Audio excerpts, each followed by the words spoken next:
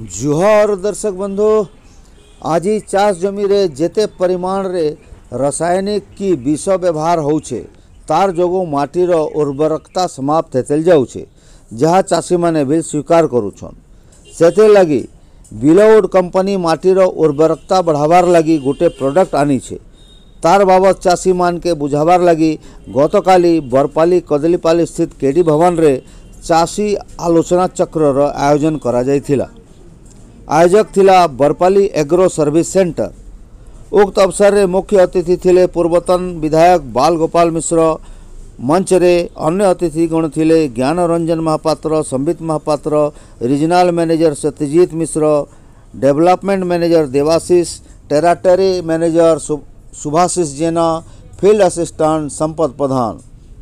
आलोचना रे बरपाली ब्लॉक तथा सोनपुर अंचल रो प्राय 100 बेसी चाषी माने जोग देथिले।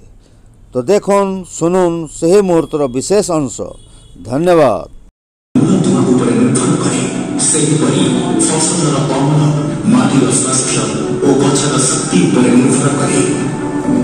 एक गछ एहार विहनरु आरंभ हुए किंतु प्रकृत आरंभ सेही माटीरे अछि जेउठारे सेही विहन बुणा जाइଥାଏ।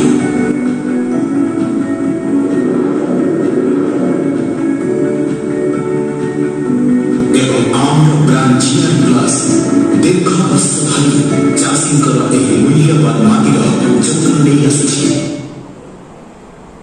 आज्ञा मो ना सत्यजीत मिश्र, मु विलोड कंपनी रो ओडिशा रीजनल मैनेजर ओडिशा देखु। आज्ञा हमरो एठी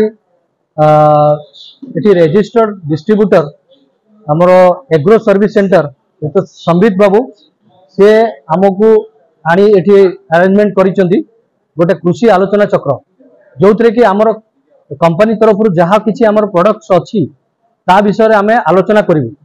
प्रथम करी हमें जो माटी केमिति चाषी मानकर माटी दिन को दिन विषाक्त हो जाउची से माटी विशोधन पाखर आरंभ करी तांकर रोग पोक नियंत्रण रु आरंभ करी शेष पर्यंत अमल पर्यंत केमिति से माने सुरखुर रे सेटा को करि परिबे ता विषय रे हमें किछि आलोचना आज करिवु। गत वर्ष भी हमें करिथिलु किंतु गत वर्ष गोटे लिमिटेड एरिया भितरे करथिलु।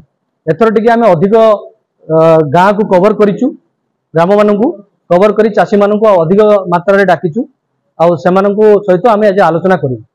अनुभव बहुत अच्छी चाषी मानक पाखरे तथापि आमे आम तरफ रु किछि नुआ नुआ हमर प्रोडक्ट आमे आनिचु जोटा को नेकी सेमानक सहित आमे आलोचना करिबे एवं तांकु भी व्यवहार करिया पई सिखेइबो।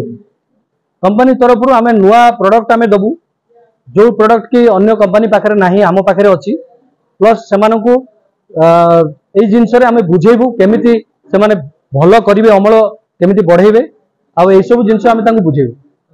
देखंतु अमल बढ़ेइबाटा जते इंपोर्टेंट नुहे वर्तमान होची हमर सेही अमलटा को सुस्थ हिसाब रे आगु को सब दिन पे रहिबो सेहीटा होची बेसी इंपोर्टेंट। ता सहित कोन हबो हम माटीटा को केमिति विशोधन करिवा।